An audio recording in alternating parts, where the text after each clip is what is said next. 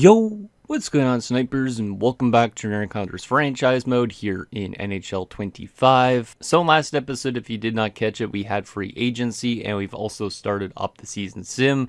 And so far, it's been a little bit of an inconsistent start to the year as we are 20-14, but obviously, at least we're above 500. We actually, I believe, are currently in a wild card spot right now. So it's not necessarily the best spot to be in, but it also could mean maybe it's a good playoff run for us ahead if we do get to the postseason. So kind of hoping that the team kind of doesn't simulate too good in the second half of the season, but hoping that we simulate good enough, obviously, to make the postseason. Also, our main struggles so far have been mostly on the offensive side of things. As you can see, we are 18th in goals for per game and 27th on the power play.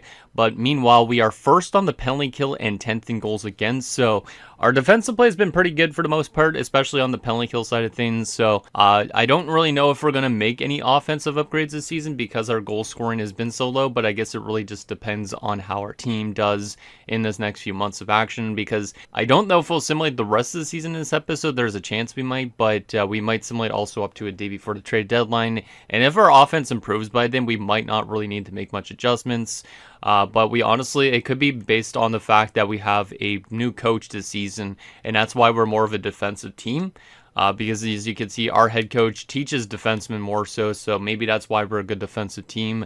Maybe we need somebody that's more like a generalist, kind of like Kindle or Groshek for that matter. Both those guys are not as good of fits as Klepish is, though, so probably keeping Klepish as the head coach makes a lot of sense. But basically, I think if we wanted our team to simulate better offensively, we would probably have to get like a forward coach, for instance, somebody like Rosabal, but he's not a really good fit. Like, there's not really any other coaches out there that are super intriguing. I mean, Luke's is a 67, which is pretty good, but he's a physical coach that's good with veterans. I don't really know if that's something that we really need either, so we'll probably just keep the current coaching staff, but I'm hoping, like I said, that the team could maybe find a little bit of an offensive gear in this next half, because our team is good enough to be definitely go on a good run. Our coach actually thinks that this team's good enough to make it to the finals again this season, so we'll see if that's actually going to be the case or not. But with that said, I think we're ready to continue to simulate. There was no comments in last episode, so I think we'll probably pretty much maintain this roster so far. There has been a little bit of underlining issues, so maybe I want to make some line adjustments, but let's take a look at some stats here again and see if there's anything worth changing around. Now, Dempsey is leading his team in points, which is not somebody I was expected to see. Same with Trotter being all the way up there. Like, Mackinnon and Karain have definitely taken maybe a little bit of a step back this year, but for the most part, you can see our depth scoring is very good this season, so we might not be a high-scoring team, but we're getting goal-scoring support throughout our entire lineup, so maybe our offense will start to click a little bit more so in the second half. In terms of underlining issues that we have, I don't think there's much. Like, our top six has been the area that's been the most minus, I think, but I think it's not the worst case scenario. Like, Mackinnon's -9. Everybody else isn't crazy bad plus minus. I mean, Houghton maybe a bit, but like everybody else is like -4 and below, so I think we'll keep it the same for now, but obviously if we start to lose a bunch of games in a row, we could obviously make some adjustments. But for right now, I think I'll keep it like this because it seems like every line is contributing, even though we aren't the best offensive team in the league. So with that said, I think we're ready to continue simulating and see if this team could figure it out a little bit. Like I said, we've been on a little bit of a slide as of late, so kind of hoping that we could get off that and maybe go on a little bit of a winning streak. But like I said, I don't want to simulate too good in this episode because if we end up winning a President's Trophy, we're going to end up being either a first round exit or not winning the Stanley Cup again.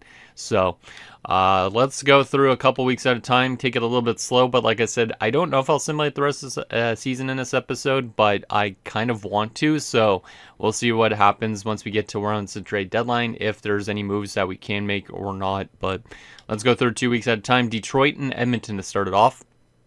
Detroit's a 7-6 win. That's a good offensive game to start. Was Carlton injured in the last episode? I feel like he was, but I can't remember. But a 7-6 game to start this episode is good because, like I said, our offense, if it improves, that's the one thing that's been a little bit of a downfall so far this year.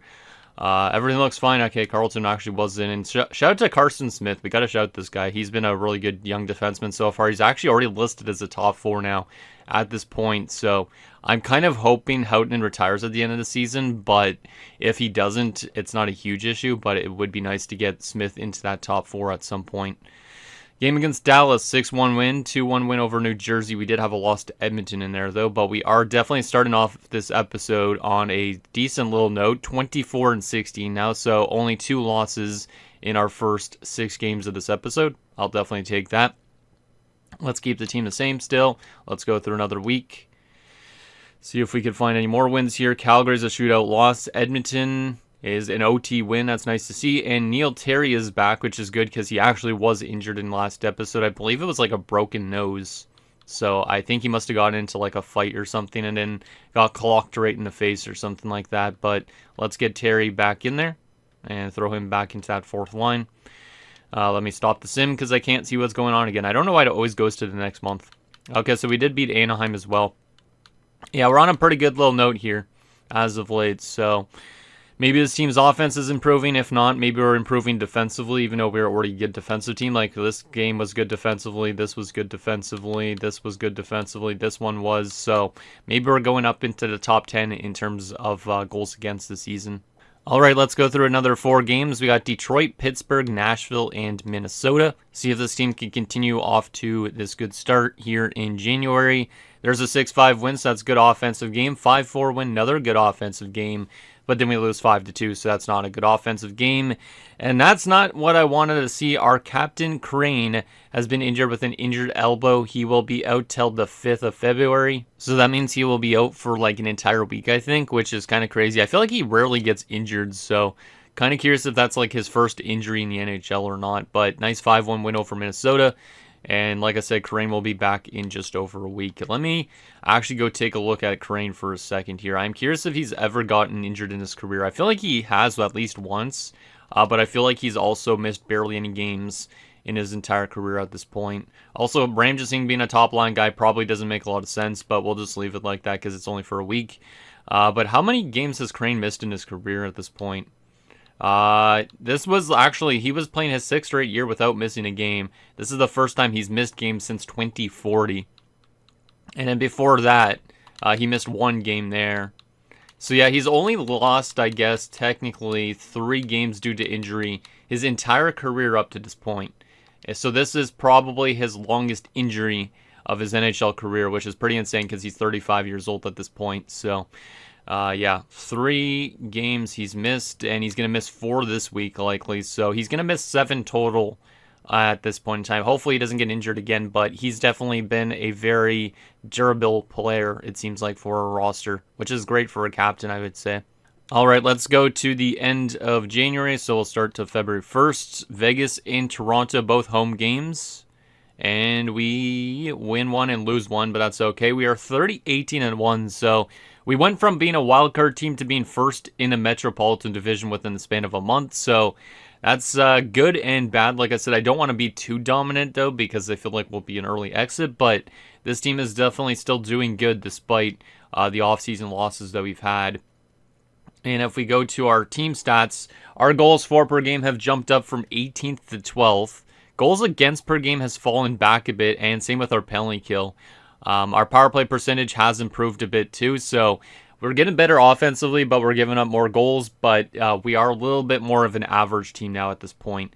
And surprisingly, it says our team leader is Samsonov, who we traded for in the offseason. So that maybe he was actually the right pickup. I wasn't too sure based on how he played in the last episode, but he's our best player in terms of points right now. He's got 40 points, and we're 49 games in. So we are getting close to getting some guys that are point per game, but still, nobody on this team is well over point per game.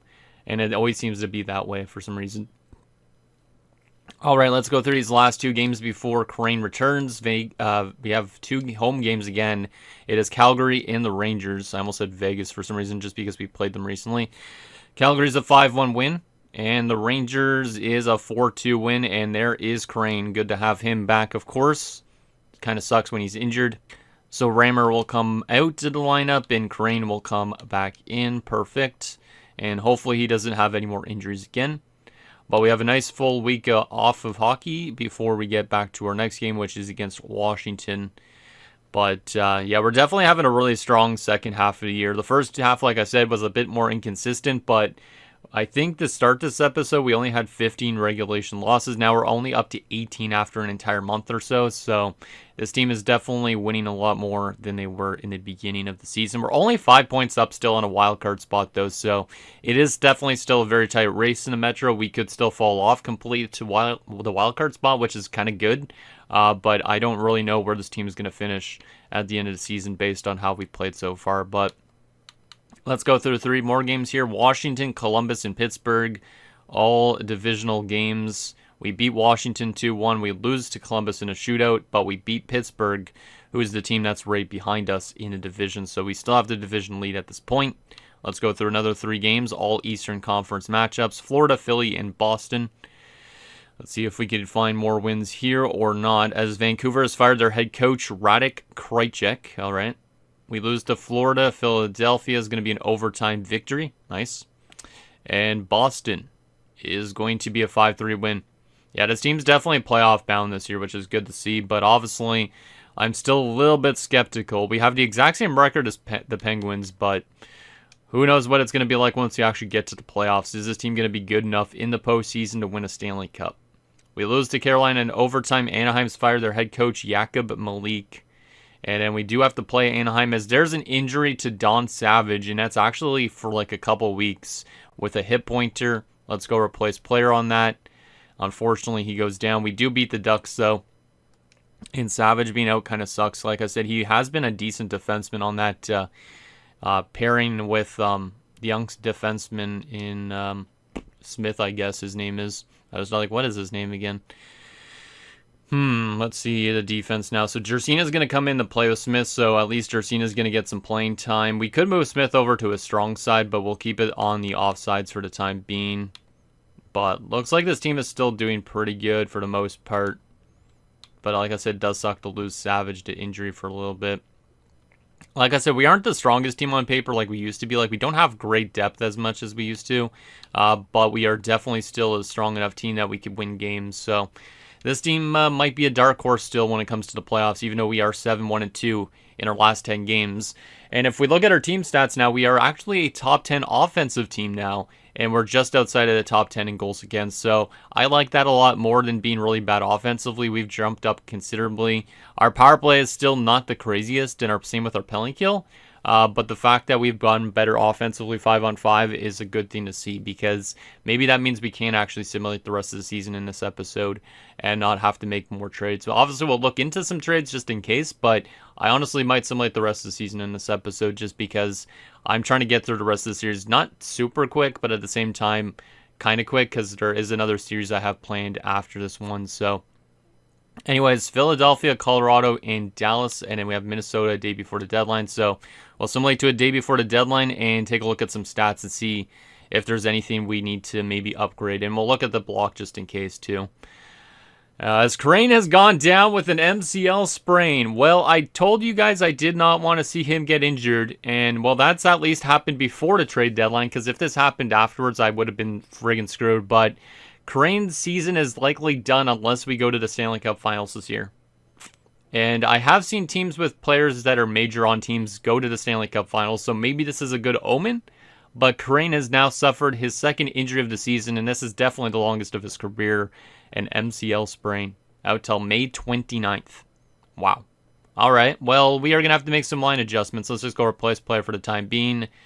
But that's a substantial injury. Our team is 40-19-3 headed into the deadline pretty much, though, which is great. But that is one of the worst injuries we could possibly have. Crane is in the last year of his contract, too, so that might be the last time he plays with this Islanders team if he retires in the offseason, something like that. So I'm a little bit scared on that, but our offense has drastically improved in this episode, which is good.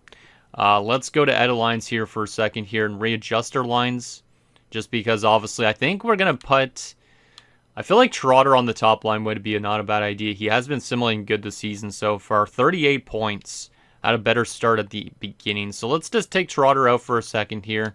Just throw DeRoche in. We will take Ramsing out, and we'll put Trotter in that spot. And then we'll take DeRoche out. Actually, maybe I'll keep DeRoche in. DeRoche is a playmaker, so maybe it makes more sense for him to be in the lineup. He has never played an NHL game still at this point. And then we have Ramjit Singh, of course. 5 points in 19 games. He's more of a defensive option, so I'll probably keep him scratched. But we do need a couple more upgrades, I think. We could definitely still upgrade and find a player that replaces Crane because he's out for so long. But yeah, him and Savage are both out, so we don't have a depth defenseman up here, and we do not have a forward, or a second depth forward. Can I call up more people because of those injuries? I feel like I can, right? Yes, I can. All right, so we do need another depth forward. Is there anybody I could call up in that spot? There is a lot of young guys that could get an opportunity if I wanted to throw them in the lineup instead of that other dude. Robinson Lizak's a right winger, more of a defensive option. He'd probably be better in that bottom six. Markstrom is a sniper. Does have okay shooting, but he's not the best on paper. And then Koivunen is a sniper as well. His shooting's not that bad, but his offensive awareness needs work. I think I'm going to keep those guys in the minors for the time being. But I do need another depth forward. I don't know who I would use in this spot. Maybe Menino, because he's already 26. Yeah, we'll call it Menino as one of the depth forwards for us, because we do need a second depth forward. And then we don't have a depth defenseman right now, but Savage will be back relatively soon. We could call up Strombo, but he will go through waivers, so I'm not going to do that. So let's just go with that. Let's go best AHL lines. And then we will come back up to the NHL. And like I said, we're just with the time being, we will leave Menino up here in the NHL as the depth option, but we're going to definitely look into a replacement for Crane, at least for right now, just so I could have Trotter back on that third line. But if there's no options out there, we honestly might just keep it the same, even without Crane, which is kind of weird. So is there anybody interesting, or what do we need to trade for? Is there anybody that's not scoring enough on this team, or something like that? Like, do we actually need to trade for a replacement? Or a temporary replacement, I should say. So Makinen's on 48 points. He's been good. He is -9 so far, so definitely having one of his worst years, but he's still been okay. Ashton's on 47 points. Pollock's been good, 21 points. Left wing side of things, Samsonov's on 30 goals and 55 points. Really liking the way Boris Samsonov is fitting his team right now. He's definitely been exactly as advertised. Good goal scorer, hybrid production type of player. And even though he's only an 84 medium 9, he's definitely worth that trade that we made before. Ragnarsson's on 51 points. Crane's on 45 and 58 before his injury. This sucks, man, that he had to go down with an injury. Kazanov on 44 has been good. Trotter's on 38. Terry 18. And also missed a lot of games. Ramjit Singh on 5. Dempsey's on 40. Howe's on 19. Hybrid on 12. I don't feel like our depth scoring is that bad. We're also a good offensive team, but is Crane's injury going to make us worse offensively? And then defensively, Houghton's on 39 points, but -11 somehow. So that's kind of strange. Holmstrom 29, Schaefer 26. I don't feel like our depth scoring is that bad. Also, shout out to Carson Smith, who's looking like a great defenseman right now. Goaltending has been solid too. I don't feel like there's any upgrade that we need to make, like drastically need to make. But we are going to still look at the trading block just in case. And we're probably going to go into the trade deadline in this episode just in case as well. Because we're only like 20 minutes into this episode. So I might as well get the rest of the season done in this episode. But let's take a look at the trading block and just see if there's somebody that could give us a chance in that spot where Kareem was. Or we could literally just try the young guys up there for the time being. Obviously, it's a couple months though. So this trade might have to happen, but it might not. Camper's pretty low end. Peckham's solid. He's making $8.4 million though, so we'd have to shed cap. He's also not producing crazy, so I don't think I like him. Calgary's got nothing. Carolina has Sopel as a power forward, but he's on a 3-year deal, not looking for a guy on multiple years, looking more for a rental that's relatively cheap if possible. Colorado, same type of boat, a lot of prospects. Actually, Beagle. How good is Beagle? 13 goals. He is a power forward. Probably not the most offensive guy. Columbus has Lockhart on the block now. Well, Lockhart would be the guy probably at this point. It's either him or Jacobson. Lockhart's only on 16 goals though this year. So he's definitely had a bit of a down year.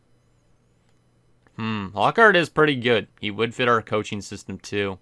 And then there's Jacobson, but he's making $13 million, which is a bit too much for me. So right now, the most interesting is Lockhart. We were thinking about trading for him in the offseason, but we didn't. So we'll come back about on Lockhart. There's also Popov, who used to play with us. I forgot about Popov. He's actually been pretty good in Dallas this year so far, 35 points. But he is a playmaker. He would fit our top 6 forward lines, but I think he's probably got too much value. I don't know if Popov would be what I want. Like I said, I like him, but Copeland signed for too many years. McCarty is an enforcer. Get a first-line enforcer. Goddamn, 158 penalty minutes this year. This guy's definitely the enforcer of this franchise mode. He'd probably take too many penalties, to be honest. And he's also, he's actually making only 3.8. That's actually a pretty good contract. Gunderson, 4 years left, though. Goddamn. Barnes on 2 years, 6.8. More of a pure-on playmaker. Zherdev on 2 years left. There's actually a lot more good players than I thought there would be on the block at this point. Zherdev actually looks pretty good, but he isn't producing. Like, he's got great shooting, but his offensive awareness is low, so he's only on 30 points this year. Unless the Red Wings just took a big regression year, I'm not too sure. Gustafsson and Korolyuk. Edmonton just has prospects for the most part. Florida, same boat. Los Angeles, nobody there. Nobody in Minnesota. Montreal. Nashville's got nothing pretty much. New Jersey has Gormley, but he's making 12.8. There is also this Johansson guy who's a power forward. Only on 25 points this year, though. It's not the craziest. Yeah, he's not a hugely good offensive player right now. It looks like has had some playoff experience. Has won 2 Stanley Cups, but I don't know if he'd be the type of guy I'd want for that top line spot for the time being. I think of anybody right now, Lockhart's probably who I'd look into. I just don't know what the cost would be for Lockhart at this point. Like, hopefully it's not too expensive, but I don't know if we should even trade for somebody, but I feel like we almost kind of have to, losing our best player. Or, well, he's one of our best players, I should say. At this point, he's dropped off enough that he's not our best player probably anymore, but Shelley. Yeah, there's not really too much on these other teams. So I think we'll look into Lockhart a little bit more. Like, I know he's having a down year, but I think he could fit our team pretty well. Kaufman on 1 year left, but 9.14. Harris doesn't want to come here, which is still unfortunate. Ferguson, too many years. Winnipeg has Ellington. All right. Well, let's go to Find Trade and see what it would cost for Lockhart right now. Because he's definitely probably the target. Is it too much money? Or is it too much for us? How much money do we have in cap space, actually, for that matter? Guess we might have to offload some cap. We have 4 point something, so we'd have to retain or give up somebody making money to probably get Lockhart. So I'm going to try and see if I could get them to retain despite making a move. But what do they want first and foremost? And is it reasonable? Lockhart would cost Savage in a third, so that would get rid of that cap. But Savage is currently injured, and he normally is in the lineup. We could call up Strombo if we did do that, and then Jersina could be death, and then Strombo could play on that top 6 pairing with Clark. But I do like Savage, kind of. 2 third-round picks would get it done, but we would need to free up cap space. Koivu and straight up would get it done, but we'd need to free up cap space. And then Gove straight up would work too, but we need to free up some cap space. I don't think I want to get rid of Savage, but let me take a look at this a little bit better here. Because if we look at our defensive core right now, basically it looks like this. Savage is only a 78 of 24. He's not the craziest high-end overall defenseman. But right now we could play Smith and Jersina on that top 6 pairing. Or like I said, we could call up Strombo if we decide to move on from Savage. Strombo was good last year in a short span, in my opinion. He was a first-round pick too. Trying to think if I should call up Strombo and just trade away from Savage. Because it wouldn't cost that much. And that's basically just to upgrade our forward group once Crane comes back. Obviously, then we'd have to make a tough decision with scratching somebody. But Lockhart's purely a rental just to help us get to the finals, probably. Savage has been really good as a lockdown D-man this year. +17, 12 points. He is a little bit more on the aggressive side of things at times, so especially in the playoffs. 22 penalty minutes in 22 games. He's not getting a ton of ice time here. He's actually not happy with his ice time too, for that matter. Because right now we have $3.496 million in cap. Let me just see here if that would be enough. Oh man, why is my calculator open up on a different monitor? Oh man, I can't even find where it is. Where the heck is my calculator? Goddamn, man. This is annoying. But let's just do some math in my head, I guess. So it'd probably be like $5 million we'd have in cap space. And Lockhart was making, how much was it again? Lockhart was making 5.4. So by that logic, we'd need to free up some cap space even more so. So I'd probably have to get them to retain a little bit on Lockhart. But you know what? I think I might actually trade Savage. I know he's been good with us right now, but I think this is the type of move that would make sense because he's complaining about his ice time anyways. We call up Strombo. We have Jersina still as a depth option and stuff like that. I don't think it's that bad. Because that top six pairing has worked really well so far this season, but Smith is really good. He's going to be in the top 4 next season anyways. Yeah, I think it's okay. Because don't we have some good defensive prospects anyways too? I feel like we have some okay defensive prospects that are unsigned. I don't think they're in the AHL at the moment though. Because Svedberg, I think, yeah, he has low lead potential too. So that would eventually push Savage out. Ekblad, I don't know if he'll reach his potential, but he has high potential. Yeah, I think I know what we're gonna do. And that means we are going to go to... Let's go to roster moves first. Call up Strombo.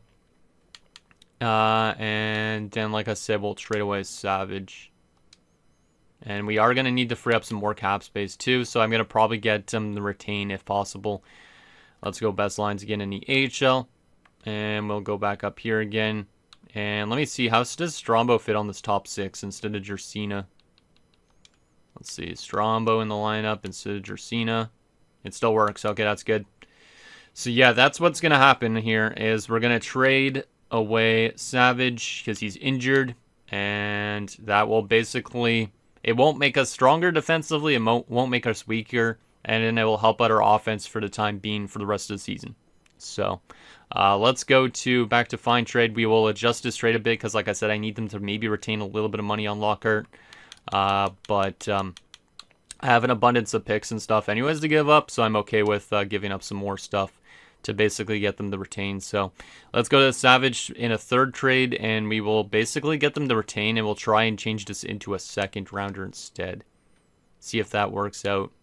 We don't have a second rounder this year, so we'd have to give up multiple thirds, or I could give our second rounder for next year. No, we don't have our second for next year either. Okay, well, let's give up multiple third-round picks.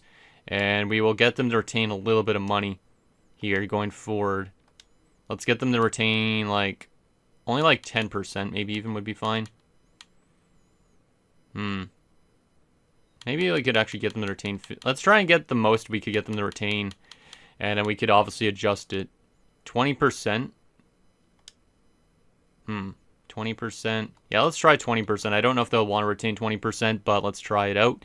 So Savage in 2/3 for Lockhart at 20% retained, which would retain $1.075 million. And that would actually work. Okay, so maybe we should try and get them to retain even more then. Might as well at this point. I'm kind of surprised that they'd actually retain for the 2/3 round picks on that. 25% retained? That would still work.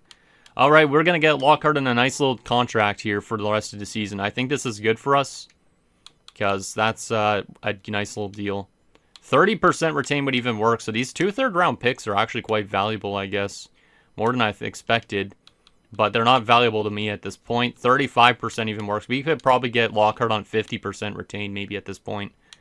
We'll try 40%. And Columbus would still be willing to do it. Damn, man. All right, we might be able to get a guy on 50% retain, which I don't think I've ever done before. 45% still works.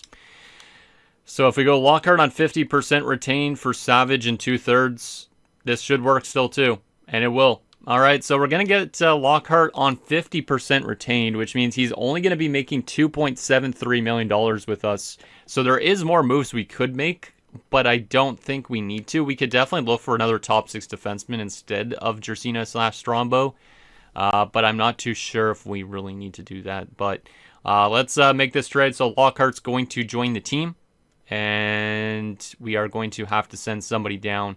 But they say that they made out like gangbusters, so I guess those third rounders are high value, but I honestly don't care about my third rounders at this point. But Lockhart has joined the team. Yes, it's a lot of right wingers and stuff, but that is a nice little addition. We will send down then Menino, who we just called up again. He doesn't get claimed, which is good. And we will take Trotter out of the lineup fully again and move him back down to that third line again. Lockhart will get top line time for the time being. DesRochers will come on out. And we will get Trotter back into that third line spot. And now it doesn't look like we're a weak team, but now we've surrounded our team with another good player while we wait for Crane to return. And hopefully he gets a chance to return. If he doesn't, it'll kind of suck a lot. But let's go back to best lines in the AHL again. And that is good and set up. Perfect. I don't really know if we need to upgrade that top 6 pairing, but we could look into it still. I feel like playing Strombo is okay to do, or playing Jersina, even for that matter, is okay to do. But let's still look and see if there's a top 6 defenseman that might make sense to upgrade that top 6 pairing. We do have cap space. We have $3.223 million in cap space, so we can still make a trade for a defenseman. I wasn't planning on making multiple trades in this episode, but we might be able to. So if I go back to that block again, was there a top 6 defenseman? Or are they going to actually complain about ice time? That's the only problem. I'm going to have to waive somebody, though, too, if I actually did that. But I don't think Jersina would get claimed. I don't really feel like I should make too much upgrades, because or else we might lose in the first round. Marco's a top 4, but he's pretty solid. Where is a top 6 defenseman?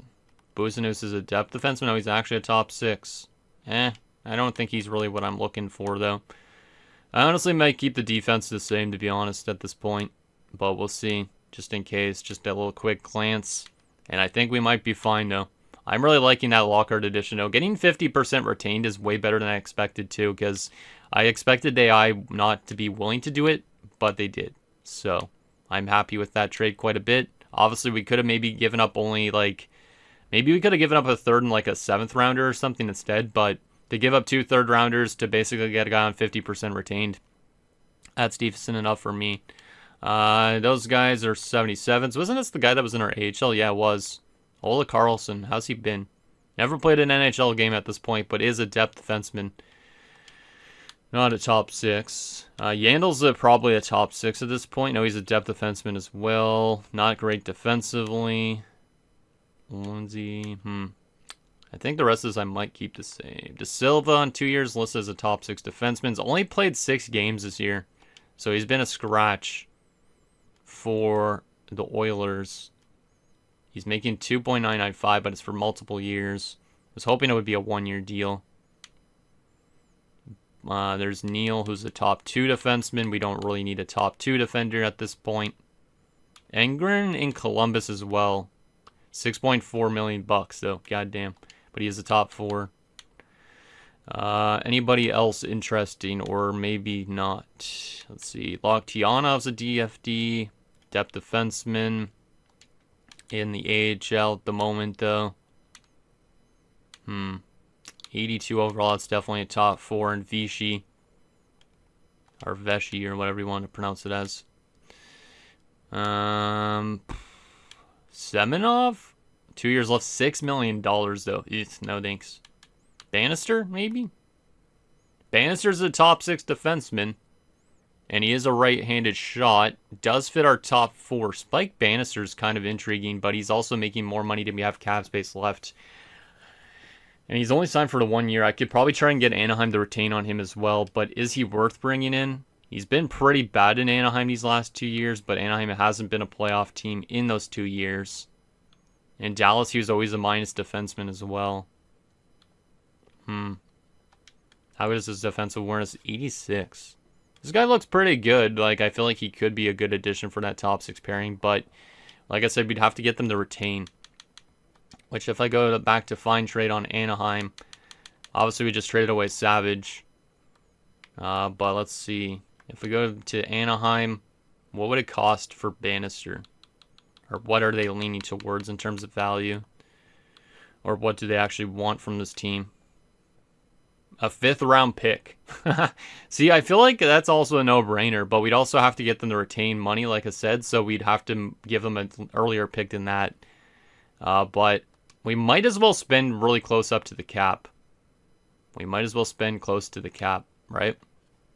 So if we get them to retain 50% as well for the year, I don't know if I could get them to retain 50%, but we'll see if we can. That would make us cap compliant. We're obviously not going to be able to just give up a 5th rounder for them. We'd have to give up an earlier pick, which we have our own 3rd round pick still. So our own 3rd round pick might work. So a 3rd for Bannister, 50% retained to upgrade our top 6 defensive pairing. That's going to work as well. Okay, well, we are making that move. We're trying to upgrade this team, make it as good as possible for the playoffs.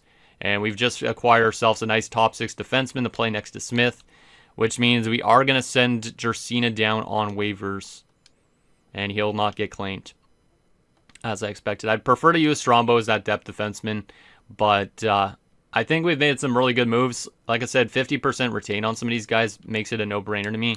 We'll move Smith over to that pairing, or that side of that defensive core, and Bannister will come in and play next to him. See, that's where I think Bannister fits in nicely. Our defensive core looks a lot stronger. And despite having a lot of cap problems this offseason, I think we've done really well. Because this offensive core looks great, and we are still missing Karain due to injury. The defensive core looks good. The depth looks okay. Goalies look good. I think we're ready to simulate the rest of the season now. And we're just barely in the cap compliance heat. Like, look, we only have $2.96 million pretty much around in cap space. And once Karain returns, I don't know who we are going to have to send down to the AHL, but somebody's going to have to get sent down. It's probably going to be like Ramja Singh or something like that. But let's continue to simulate and see how this team simulates the rest of the year. I should probably take a look at trades that go on at the trade deadline as well, so we'll take a look at trades that happen then. But I think those moves are good. Does it make us too good right now? Maybe. But also maybe it will help a lot more so with that injury blow that Karain happened to have. So if Karain never got injured, I probably wouldn't have made all those deals. But with him going down, we might as well make those type of moves, right? Hemingway on waivers, I mean, he would have fit that top 6 pairing okay, but we already upgraded it, so let's go decline on that. And let's take a look at what AI trades went around, just in case there's any former players still playing that might have been involved in some deadline deals, or any players that we've played against in the playoffs before. Anybody that I recognize or that you guys recognize, let me know. But a lot of picks just getting moved for more picks. Not really any players getting involved in some of these deals, which is kind of strange. Looking for former guys. First rounder. Wow. Rays went to Philadelphia for a first rounder, so Montreal offloaded a guy. It's interesting. Montreal also got a first from another deal too. So Montreal is definitely rebuilding now, which is kind of nice for us because we don't want to run into them in the playoffs. Aside from that, Coral, got dealt to Utah. He used to play with us in a package deal for a first rounder, basically. And that's it. And then there's our trades. I think we made some really good moves, to be honest.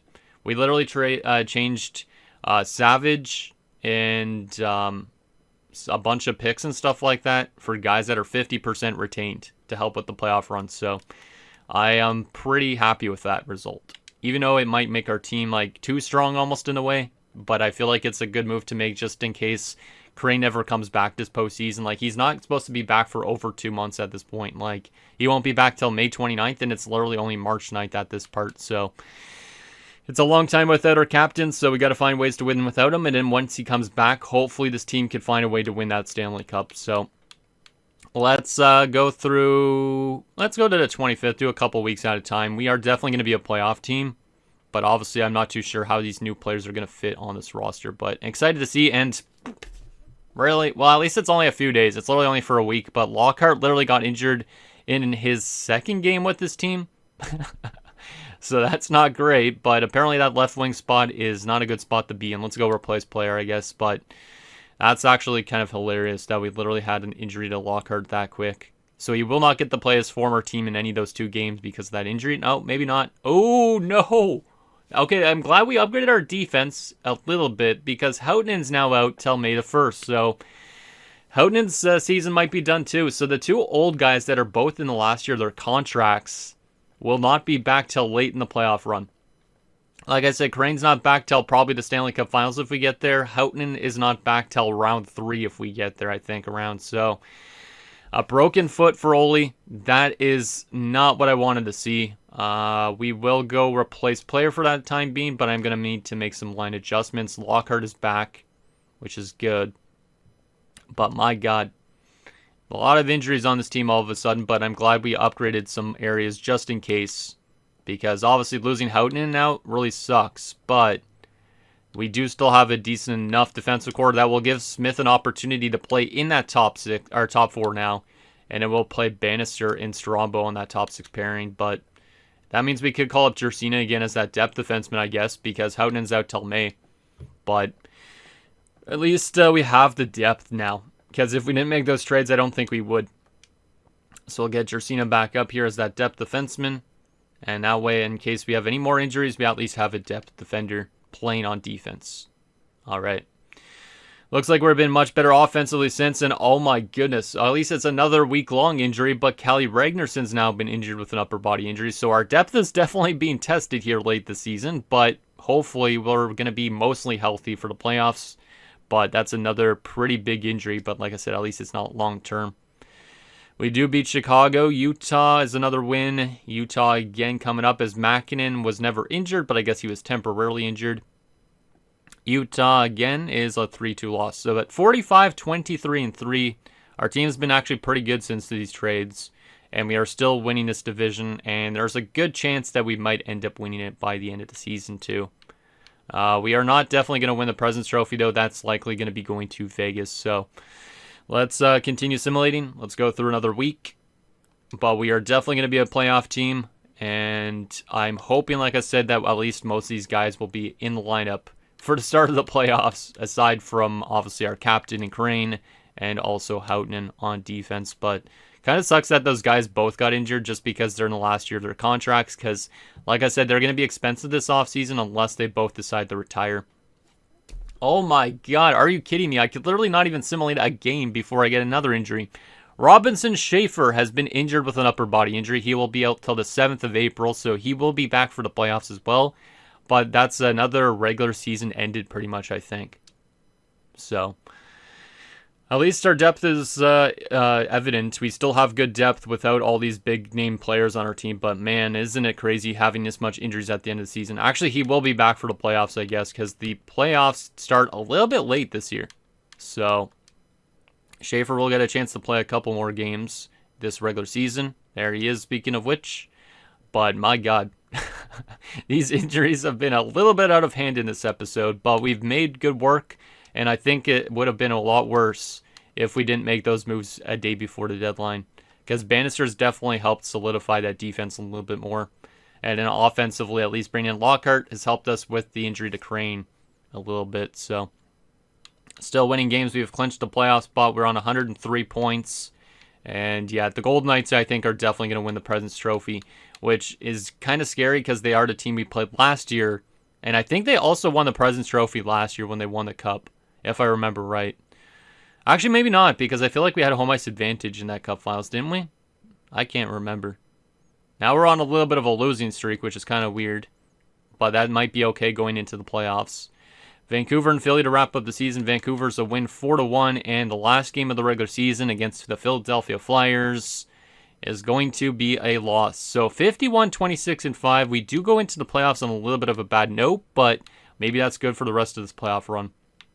And we do end up finishing second place in the Metro, so that might be good too that we didn't win the Metro because the Pittsburgh Penguins just barely beat us out because of those last few games. But we have made the playoffs, which is great.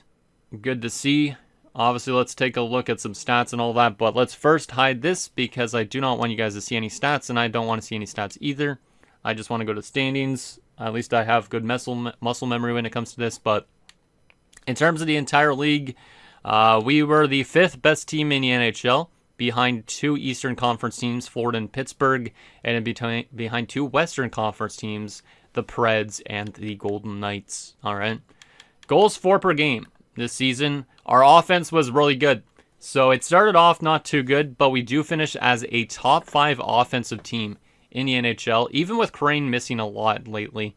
So I think we made some smart moves to help out with that offense. Goals against per game. We were also a good defensive team. We were actually tied for, I guess that would be 6th with the Nashville Predators, so good enough defensively. Our power play and our special teams probably are the worst part about our team, right? Yeah, our power play wasn't very good still this season, 14.9%, but obviously there's work to do that in the playoffs. Penalty kill, 85.3% is actually pretty good, I would say, but definitely we're a better 5-on-5 team than on our special teams. Only 3 short-handed goals this year, which is kind of surprising. 27, 12, and 2 on home ice, and 24, 14, and 3 on home ice, or on the road. What am I saying?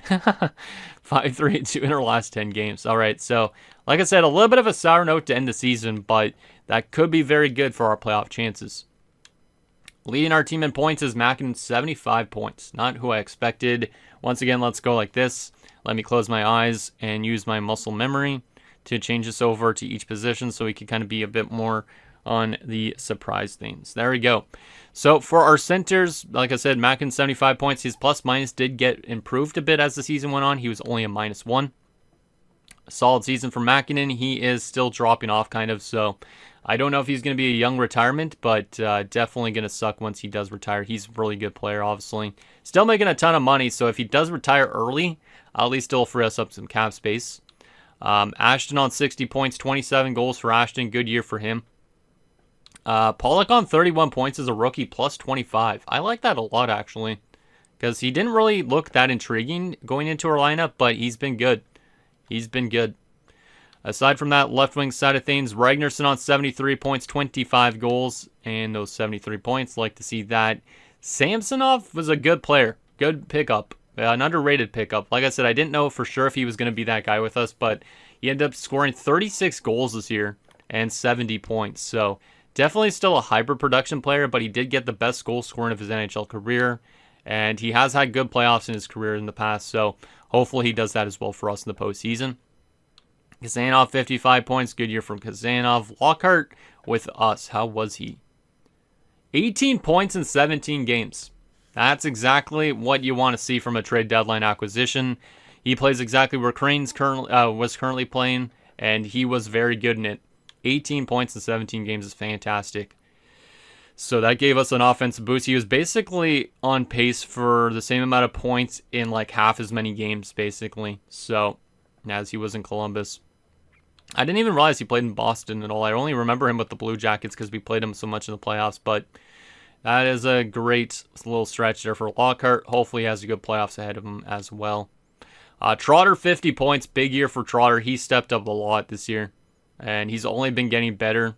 Really liking the way he's playing out. He's actually listed as a second line forward. So if Crane does retire, Trotter could be in a top 6 next season maybe. And then, yeah, obviously Crane's missed a shit ton of games. 45 points, 58 games. Hopefully we get a chance to see him again in the playoffs once we get to the conference finals or cup finals this year. Terry on 22 points. Not too bad from him. And then Ramjesing on 7 points in 24 games. From a right wing perspective, we have Dempsey on 55 points and 28 goals. Good year from Dempsey.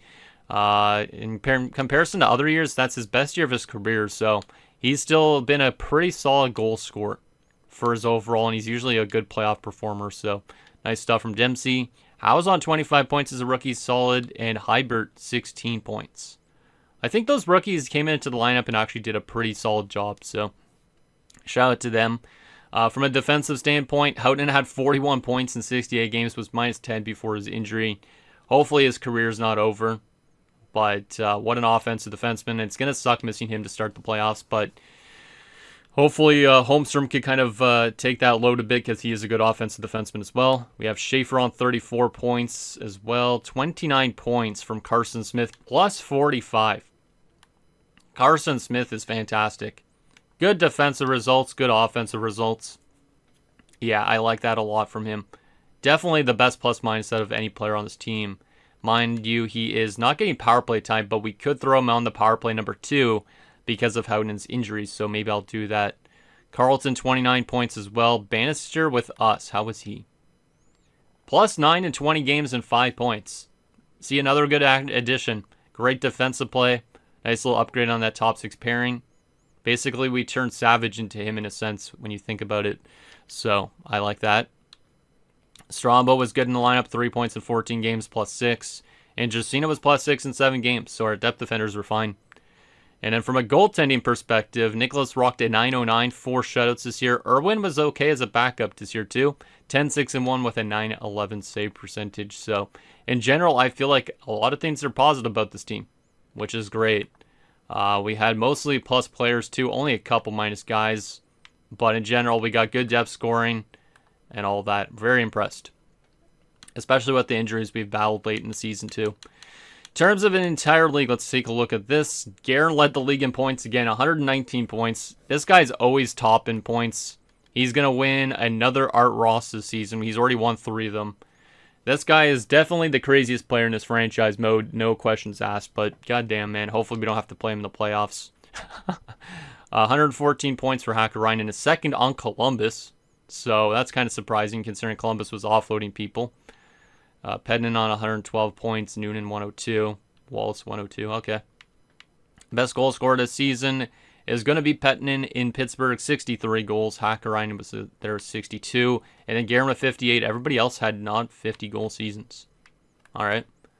Best defenseman this season in terms of points. Puno was in Vegas again, 83 points. So unfortunately, the days of winning Norris trophies on our team is probably gone. But Puno looks like he's the next best thing here in the league. From a goaltending perspective, the best goalie in terms of wins was Dennis Walter in Nashville. Most shutouts this season is going to be Grellinger and Coscaranta. Damn. 7 shutouts apiece. Best save percentage by a starter is going to be Legwand. Legwand's going to win another Vezina. He's been very good in Vegas. He's already won 3 Vezina trophies, and it looks like to me he's going to win a 4th this year. Yeah, shout out to Mark Legwand. We played him in the playoffs before. He's actually a really solid goaltender. Any goalie goals? No goalie goals this season. Most assists for a goalie, 3. From Avery Knight, who I honestly forgot about. I feel like we've seen him before in the playoffs. But there's also Yablonski. There's also Robida and Kristanovic. Best rookie this season, Dantes maybe, with Boston, 57 points. Damn.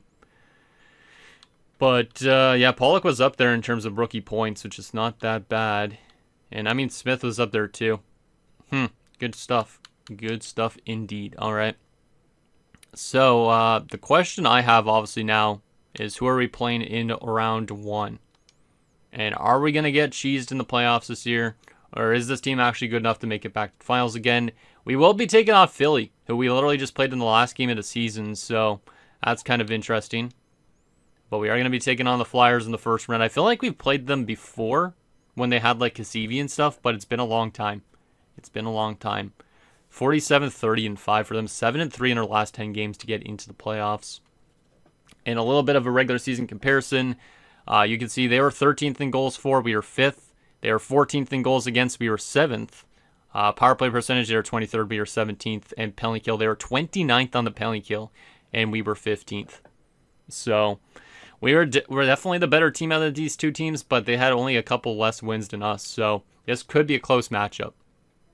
Could be a close matchup. I actually want to take a look at the roster before I look at their player stats. So who does Philly have at this point? Because like I said, it's been a long time since we played them, so I do not expect to know much players on their roster. First line, Eli Burkholz. Have we ever played him before? Probably, because he's one of their older guys. Parker Reimer, I remember him. I don't know what team he was on, though. And then also Dmitry Kudobin, who's 20 years old, was drafted 2nd overall 3 years ago. So they've definitely been in a bit of a rebuild lately. Second line, Brian Bigris. Brian Bigris. The big man is back. We traded him away to San Jose, and then he went from San Jose to Philadelphia, and he was actually pretty damn good this season. 58 points. This is the first time he's been in the playoffs since he played with us, too. So, unfortunately, we have to go up against a former player of ours in Bigris, but damn. I kind of missed that guy. He was decent at times. There's also Matty Petrell and Caleb Odeline, who's 33 years old. I think I remember him from those old Philly days because he's been with them for so long. But shout out to Caleb Odeline. Oh, yeah, that's right. They traded for Fraze. They gave up a first rounder to get this Fraze guy from Montreal. So we've definitely played Fraze in the playoffs before, but never as a Flyer. 14 points in 22 games as a third-line guy, but it was -8. And he's got a lot of playoff success and has won some Stanley Cups, or actually one Stanley Cup. Won a Calder, too. But he's playing with Gavin Sawchuk and Michael Nagy, who used to be on the Blue Jackets. We've played the Blue Jackets a ton in the playoffs, so I do know this guy. Yeah. Damn, man. They actually have some pretty good depth. And then their fourth line has Jesper Hornqvist, UC Thorensen, and Devin Hope. So that left wing side of things is very good depth. Center depth could be worked on, but it's not super weak. I mean, they need probably a better center core a little bit, but their winger depth is fantastic. From a defensive side of things, Abel Williams and Jaden Aubrey. Why do I remember him? Ottawa Senators. That's probably where I know him from. Yeah, it's probably when we played the Sens way back in the day. Yeah, it's probably that. They knocked us out in the conference finals, I think, when he was on that team. Sawyer De Silva's on the second pairing with Oscar Oduya. There's also Norbert Albrecht, who used to be one of our players. It's been a long time since I've seen Norbert as well. Had a long time in San Jose. Also got dealt probably in the same trade as Bigris. And then he's been in Philadelphia since then. But, yeah, shout out to Albrecht. Shout out to Albrecht. Making $5 million, damn. All right. And then there's also Jason Bowman. So that defensive core definitely needs a lot of work. I could definitely see why they give up a good chunk of goals. Offensively, they're good, though. And then from a goaltending perspective, they do have an 89 in Jorgen Sjogren, who used to be a Rangers prospect. Has never played with them, though. So he must have been involved in a pretty big trade early on. But he's been a really good goalie for the Flyers. Like, even the years that they weren't making the playoffs, like 29, 22, and 7, he had a .921 save percentage that year. And they did not make the playoffs. So this guy's really good. 9 shutouts last year, too. So, yeah, this guy's actually really solid. He's making a lot of money, too. But, yeah, he's going to be interesting to go up against. And they also have Jamal Suhihara. First time I've seen a Jamal in a while. So shout out to Jamal. Not Jamal Jenkins, but Jamal. So there's their goalies. So they have good goaltending to back up the weak defense, but yeah, this team is kind of scary. They also have Murray Hamilton as a scratch who used to play with us briefly too, I think. Yeah, he was there in 2044. We let him go, and now he's in Philly. Looks like he was traded to them at the deadline, but he hasn't played in the playoffs since he went to that finals with us a couple years back. There's Voutilainen as well, and DeAndre Draper. I feel like I've seen DeAndre Draper somewhere too. Maybe it was Boston. Tough to say. From what I'm seeing here, they have, I'd say, an okay team. I don't think they should have maybe won 47 games, but I think they're a good team that could surprise people in the playoffs, especially with that goaltenders. So I think it's going to be a tough task for our team, but I think obviously since we have all the experience and all that, I think our team should be good. I think our team should be good, be able to get to the second round, but I'm really hoping it's not one of those years that we just get cheesed completely early on, because we've made it to the conference finals and to the cup finals like 8 straight years or 9 straight years, something like that. We have not been a first round exit in a very long time, so if we end up being a first round exit, I'd be very devastated, but this is our last probably good chance to win ourselves a Stanley Cup this year. With guys like Crane being injured and Howden being injured, I feel like they're definitely due to retire soon. And obviously those trade deadline acquisitions we brought in are good. Maybe they could be part of the future years if Crane does retire, for instance. But his team looks strong on paper still. It's just all about getting to the late stages where we could actually get these guys back in the lineup. Like Howden's not back till May 1st. So he's actually going to be back relatively soon, I guess. Like if we go to the calendar here quickly, he would be back for a Game 7 of this first round, which means Crane actually might be back for round 2 or 3, not actually the cup finals. So since the season ended late, we actually might get Houghton in the first round, which is good, because I was expecting him to miss way more of the playoffs, but really depends on, I guess, if round 1 goes to 7 games or not. But I think our team looks good. I think obviously those injuries suck, but I think we made some good adjustments to accommodate for that. So I'm looking forward to this playoff run, and I'm really hoping that this is the year that this team can finally get it done. So anyways, guys, that's going to do it for this episode of Your Calendars Franchise Mode. So in next episode, we will take it to the first round of playoffs against the Philadelphia Flyers as we look to build off these last 8 years where we've had some really good runs and find a way to that second round and hopefully find a way beyond that as well and find a way to get that Stanley Cup this season, because if we don't get it, like I said, I honestly don't know if this team will ever get one if we don't win this year. So hopefully it's almost like a do or die situation this year for our team. So we got to get it done. So listen down below, and I'll see you guys next time.